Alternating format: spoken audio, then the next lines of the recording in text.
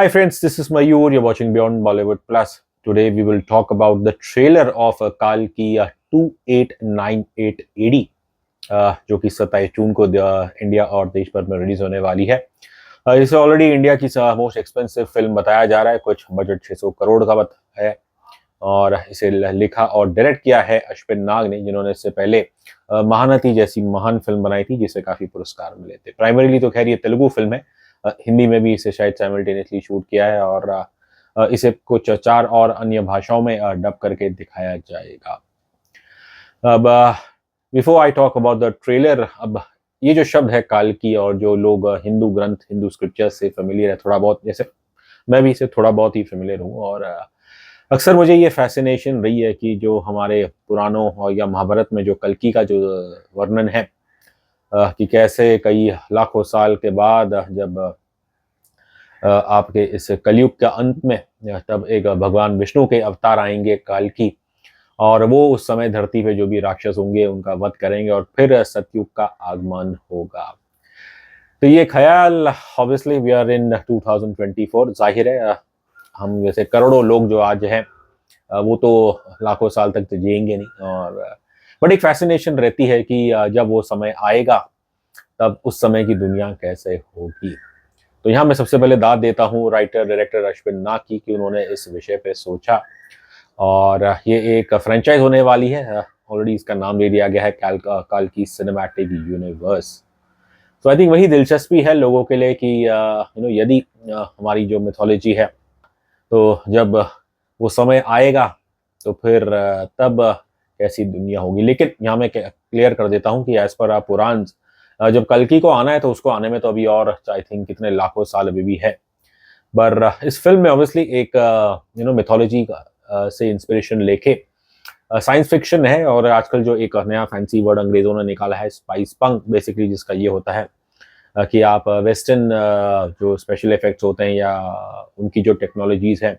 उससे इंस्पिरेशन लेके उन चीज़ों को आप अपने एशियन कल्चर, एशियन मिथोलॉजी में आप डालते हो। तो उस हिसाब से आई थिंक बिकॉज वही होता है, आप देखें, और आई थिंक इमीडिएटली लोग जब इस ट्रेलर को देखेंगे तो जिन्होंने मैड मैक्स फ्रेंचाइज के जो दीवाने उन्हें थोड़ा बहुत उसकी याद दिलाएगा। लेकिन यहाँ मैं कह देता हूँ, यदि अगर Hinduism is the most oldest faith in the world, और हमारी जो ग्रंथ है उस हिसाब से तो वो भी सबसे पुरानी हुई, तो आई थिंक कोई कंपैरिजन करना वेस्टर्न फिल्म से special I think accept in terms of special effects, I don't think from a story point of view कोई कंपैरिजन यहाँ उचित होगी। बिकॉज हमारी जो पुराण है, हमारी जो ग्रंथ है वो बहुत ही शायद सबसे पुराने हैं। तो from a concept point of view I think I am very much looking forward to काल्की 2898 AD, और ट्रेलर का यही कहूँगा कि I would say in short, अगर मैं कहूँ जो इससे पहले टीजर आया था वो मुझे ज़्यादा प्रभावित लगा, और जो ट्रेलर आया है करीब आई थिंक 3 मिनट का कुछ है मेरे ख्याल से, और इसके अंदर वही है जो मेन कैरेक्टर्स है प्रभास का, हु इज प्लेइंग भैरवा, और बच्चन साहब अश्वत्थामा का कैरेक्टर प्ले कर रहे हैं, and we all know the legendary Ashwatthama. और फिर दीपिका पादुकोण है जिनका कैरेक्टर शायद उनकी, कहा जा रहा है कि उनकी कोख से एक योद्धा निकलेगा, और जो कि मेरे ख्याल से यहाँ वो शायद काल्की होगा।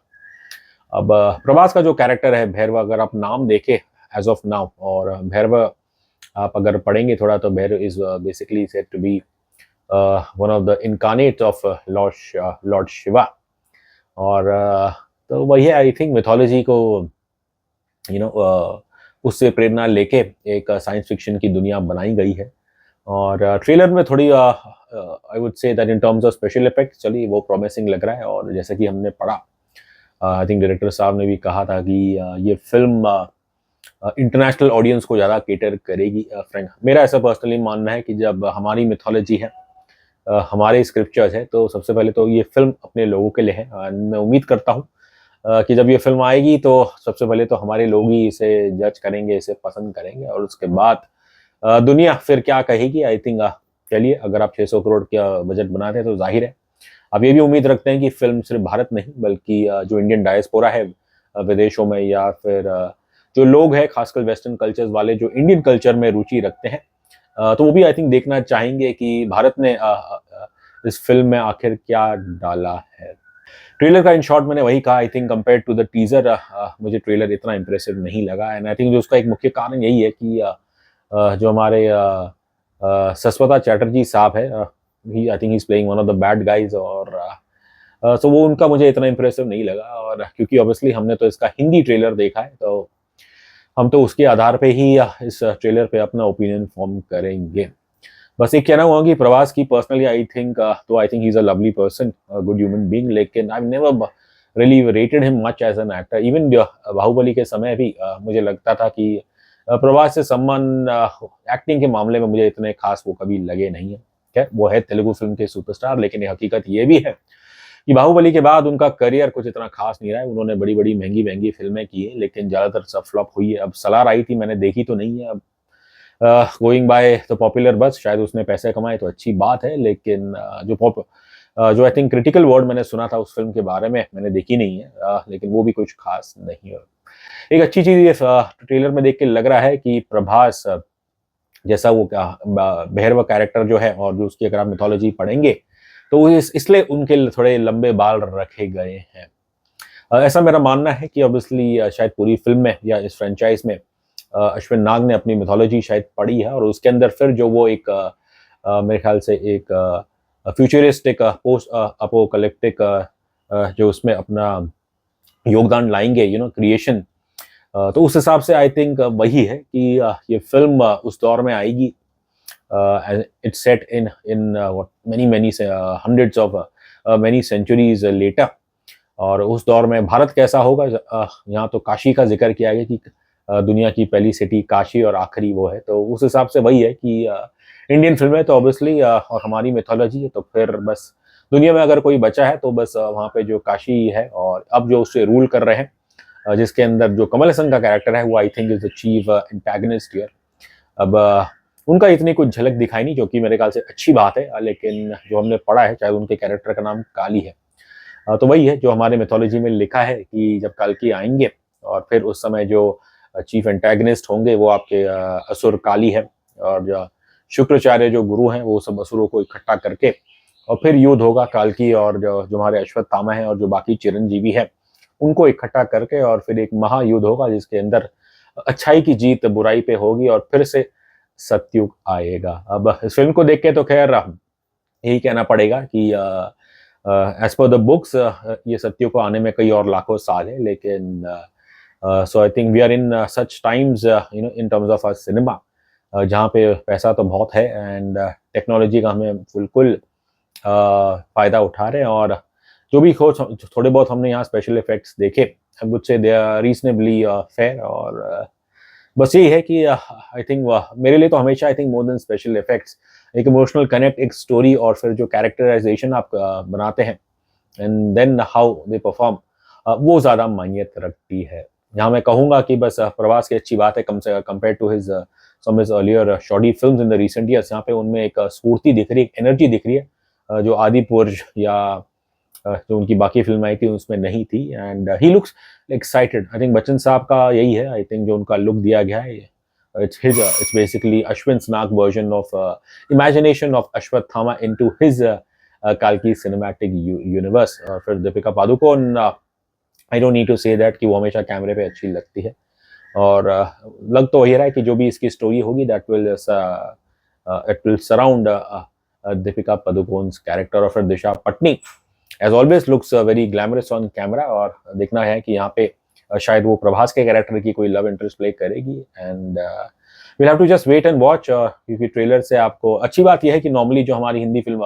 या भारतीय फिल्मों के ट्रेलर होते हैं कुछ ज़्यादा ही सब कुछ रिवील कर देते हैं, लेकिन अच्छी बात यही है कि इस ट्रेलर में शायद जो मेन विलन है कमल हसन साहब है उनको छुपा कर रखा है, बस थोड़ी सी शायद उनकी आप हल्का सा पूरा चेहरा तो नहीं, बस थोड़ा बहुत होठ लिप मूवमेंट दिखते हैं टुवर्ड्स दी एंड, और वो देख के मुझे लग रहा है कि अगर आप काली असुर के बारे में पढ़ेंगे कि उसका रंग रूप कैसा है, तो मुझे लग रहा है कुछ वैसी ही इमेजिनेशन एंड हमारे अश्विन नाग साहब ने की है टुवर्ड्स दिस कैरेक्टर। जब साउथ की फिल्में हिंदी में भी डब होके आती है तो अक्सर एक डर रहता है कि कहीं they are not lost in translation, क्योंकि to be honest even though the quality has improved over the years, लेकिन ज़्यादातर आप देखेंगे तो फिर जो क्वालिटी ऑफ डबिंग रहती है that often leaves a lot to be desired. अब जैसे कि इस ट्रेलर में आप देखें, प्रभास एक लाइन बोलते हैं कि मैं अपने खुद के साइड में हूँ। I can only hope that ऐसे डायलॉग्स बहुत कम होंगे फ़िल्म में, और ओवरऑल जो इसके डायलॉग्स है जो डब्ड हिंदी भाषा में आएँगे, आई होप वो जो असली सीन है या उसका कॉन्टेक्स्ट है ना, उससे कहीं भटक ना जाए। सो यही है, आई थिंक ट्रेलर हर एक की अपनी-अपनी राय होगी, लेकिन जो मेरे लिए एक भारतीय के हिसाब से I think something which you can be proud about यही है कि हमारी इतनी लाखों मिलियंस ऑफ वर्षों का हमारा इतिहास है, और उसके अंदर खासकर जो हिंदू मिथोलॉजी है, आखिरकार किसी ने हिम्मत की कि है ना उसको लेके एक साइंस फिक्शन फ़िल्म बनाई जाए। अब खैर ट्रेलर से तो कभी भी किसी फ़िल्म को जज नहीं करना चाहिए, एंड कई बार ये होता है कि ट्रेलर पसंद नहीं आता है और फिर फ़िल्म कमाल कर जाती है। ऐसे बहुत सारे एग्ज़ाम्पल्स मेरे साथ भी हुए हैं, and we can only hope and given the cost involved we can hope कि director Nag Ashwin who's a respected film maker in down south, हम उम्मीद करेंगे कि ये जो पहली फ़िल्म इस फ्रैंचाइज़ में आएगी वो शायद दर्शकों को वापस थिएटर लाने में पूरी तरह सक्षम होगी।